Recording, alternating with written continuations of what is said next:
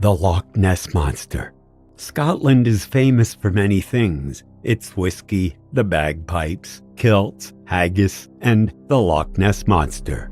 The story of the Loch Ness Monster has been around since the 6th century, when it was first said to have been seen by the Irish missionary St. Columba.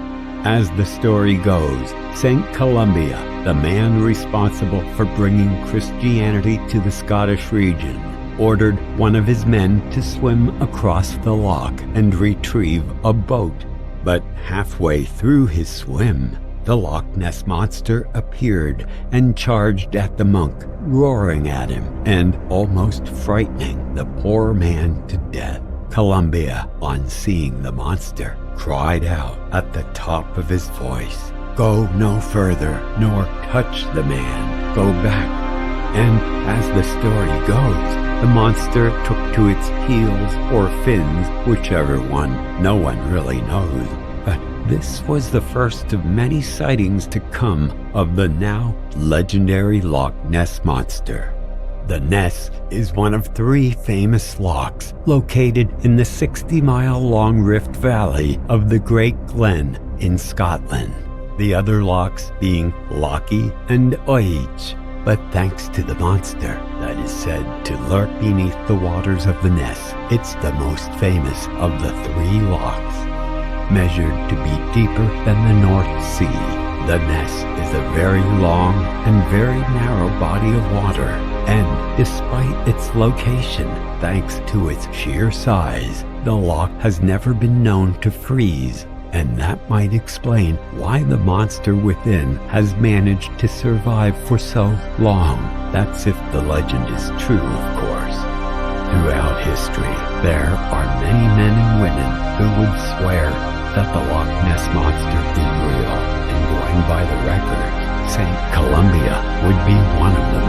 However, no sighting is as famous as the surgeon's photograph taken in 1934, supposedly taken by Robert Kenneth Wilson, a London gynecologist. The photo captured what appeared to be the head and neck of the Loch Ness Monster.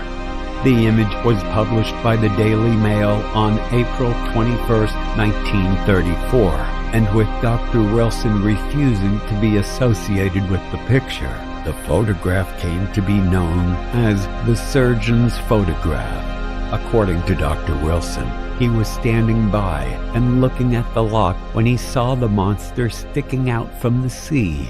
Dr. Wilson immediately grabbed his photography kit and quickly took 4 snapshots of the monster. However, only 2 of those photos came out clearly.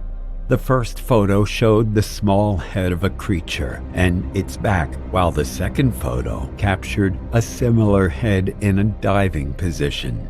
Because the second photo was somewhat blurry, the first photo attracted most of the attention. For years, the surgeon's photograph has been brought forward as proof of the existence of the Loch Ness Monster. However, not many people are convinced that the picture is authentic. Some say the creature captured in the surgeon's photograph was an otter, an elephant, or a bird. But Dr. Wilson is not the only person to have claimed to capture the monster on camera. In 1951, a man named Lachlan Stewart, a forestry worker who lived just beside the loch, also claimed to have caught the monster on film.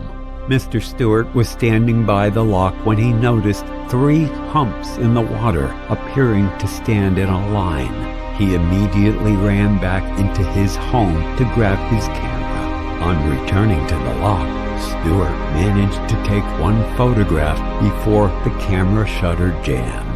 Stewart's photo attracted a lot of public attention, as many Loch Ness Monster enthusiasts quickly pointed to his photo as yet another proof of the existence of the monster. The Loch Ness Monster became a subject of interest for many years following the published images of the monster. As interest in the Loch Monster began to increase after the surgeon's photo was published, circus owner Bertram Mills, who, at the time, was traveling to Inverness through the loch, and offered a $20,000 reward to anyone who could capture the Loch Ness Monster. By the way, that's equal to about 2 million euros in today's money. Mills wanted to capture the monster for his circus, although he might have put up the reward as a guide to draw tourists to the loch, and being the astute entrepreneur that he was, this was likely the case. At the time, the attention that the legend of the Loch Ness Monster drew attracted many people to visit the loch and attend the nearby circuses. To make things more interesting, the circus animals were often fed on the banks of the loch. While this attracted more people to visit the lochs, it also raised more suspicion, as doubters concluded that the sightings at the Ness were probably sightings of one of the circus animals. By 1961, the interest in the Loch Ness Monster had grown intense, leading to several scientific expeditions at the Ness, all of which yielded no substantial results. In 1961, the government formed the Phenomena Investigation Bureau to aid the scientific expeditions to be conducted by the Bureau. The PIB was furnished with 2 submarines and sonar experts to search for the elusive monster.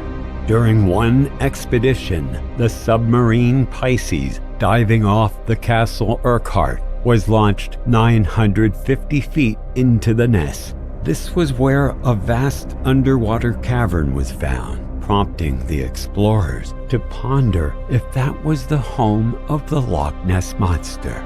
While the government's effort to capture or officially cite the Loch Ness Monster proved abortive, other people adopted more unconventional methods to get a hold of the monster. One such method was executed in 1975 by a group of 4 firemen from Hemel Hempstead.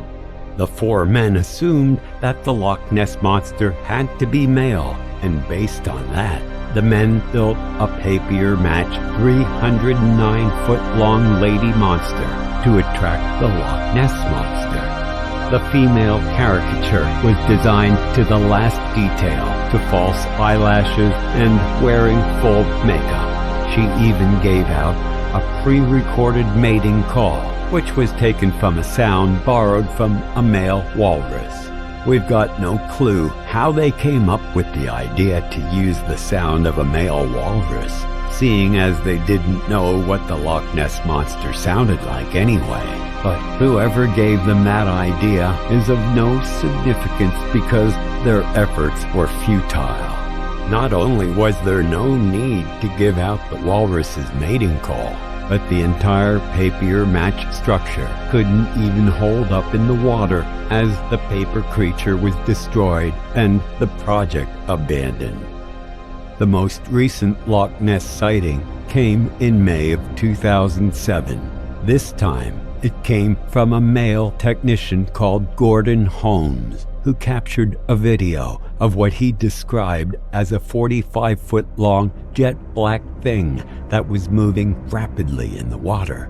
Holmes' video was broadcast by BBC Scotland and on STV's North Tonight program. While it also gathered some attention, it was also greeted with a lot of skepticism. Not only was the video unclear, but it also lacked any objects or features that the size of the object seen in the video could be compared to. So no one could vouch for the authenticity of the video. The legend of the Loch Ness Monster remains one of the oldest surviving myths.